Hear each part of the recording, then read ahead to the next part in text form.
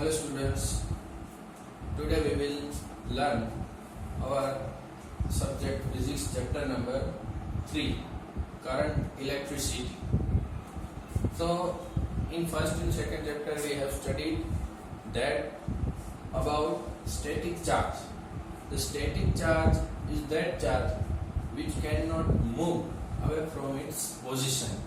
But in third chapter, current electricity, we are supposed to find a current. So how can the current produced? So the current can be produced by moving of a charge. We have studied that there are two types of charge, positive charge and negative charge.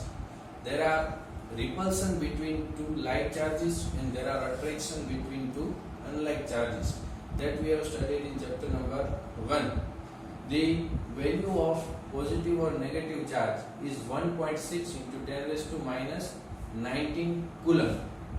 These all things we have learned in chapter number 1.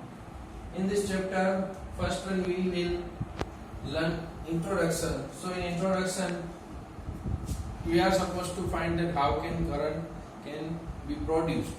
So as I have said that current can be produced by moving of a charge.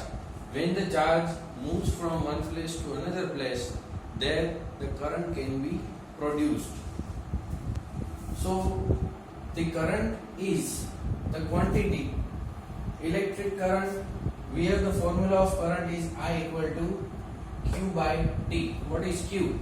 So as you know, the Q is the charge and T is time.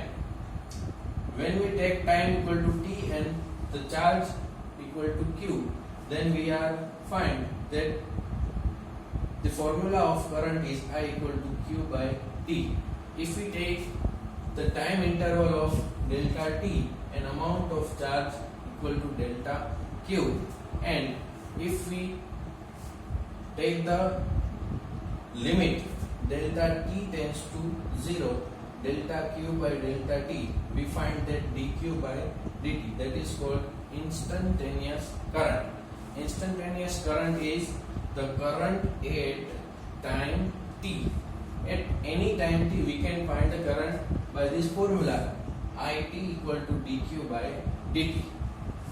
So next, electric current in conductor. How can the current flows in the conductor? Suppose that we have a plastic pipes which we use in our household wiring.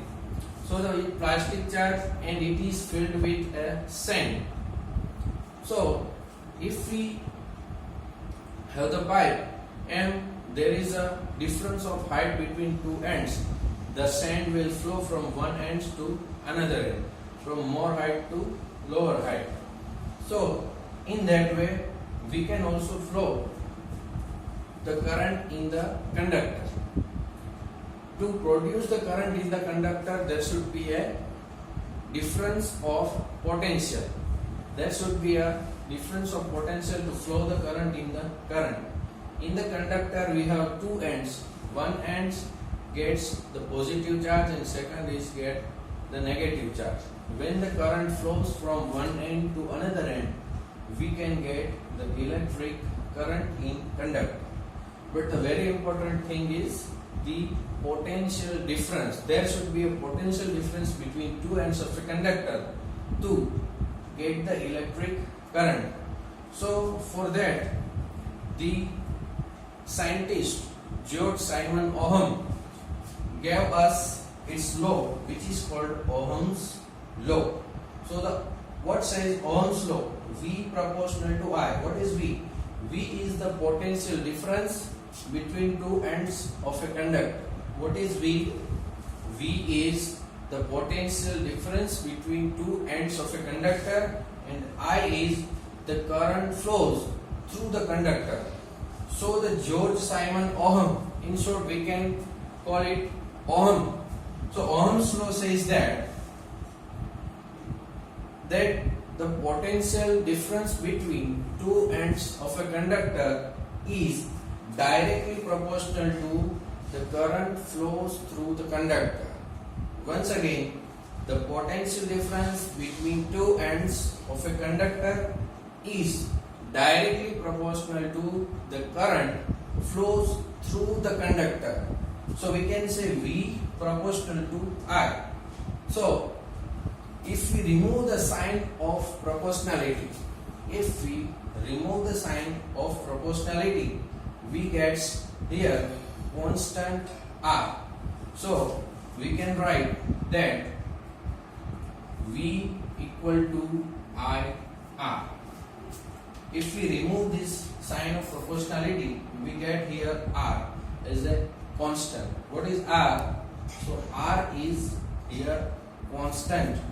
So constant R is called resistance of a conductor.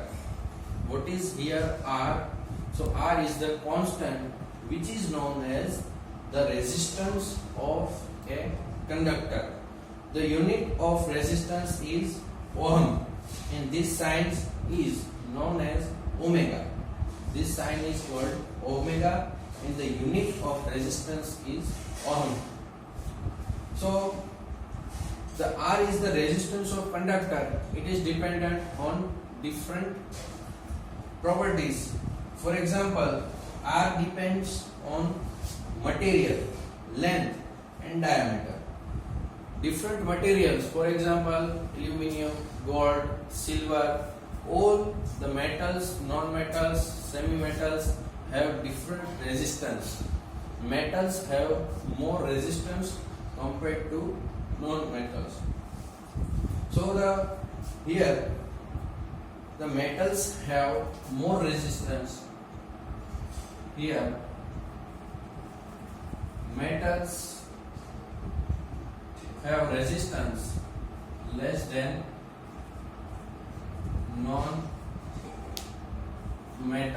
So the non-metal have more resistance than metals. Non-metal have more resistance than metals. So we can say that metals have lowest resistance. Here R depends on three types of property. First one is type of material. Different materials have different resistance. Second one is length. Length is also dependent. R is also dependent on length. As we increase or decrease the length of a conductor, we find different resistance. And third one is diameter. If we increase or decrease the diameter of the conductor, we get different resistance. So we get here from this sentence the formula R equal to rho L upon A. R is the formula of resistance. R equal to rho L upon A. So L equal to length of a conductor, A equal to cross section area of a conductor. A equal to cross section area of a conductor, and rho here, rho is the resistivity. What is rho? So rho is resistivity. Its unit equal to, if we make the subject rho, A into R upon A. So we find here unit equal to ohm into meter. So the unit of resistivity is ohm into meter. So here rho is the resistivity. We can say that the resistance per unit length is called resistivity. What is resistivity? Resistivity is, in short, we can call unit length and resistance. So the resistance per unit length is called its resistivity. So in short, we can say the electric current, we have the formula I equal to Q by T. If we here take the limit delta T tends to 0, delta Q by delta T equal to dQ by dt. Here we get that non-metals have more resistance and metals have lesser resistance. Ohm's law says that V proportional to I. Here V is the potential difference between two ends of a conductor is directly proportional to the current through the conductor. So if we remove the sign of proportionality, we can get V equal to IR. So the constant R is called resistance of the conductor. The unit of resistance is ohm, and this sign is known as omega. On which factor resistance of a conductor depends? So the R depends on the material, length and diameter. So material is the type of material, length of conductor and diameter of a conductor. We get one more formula of resistance, R equal to rho L upon A. So we can say that R is directly proportional to the length of the conductor and inversely proportional to the cross section area of a conductor. A equal to length, A equal to area and rho equal to resistivity. So the unit of resistivity is ohm into meter. We can also say that resistivity of a conductor is resistance per unit length.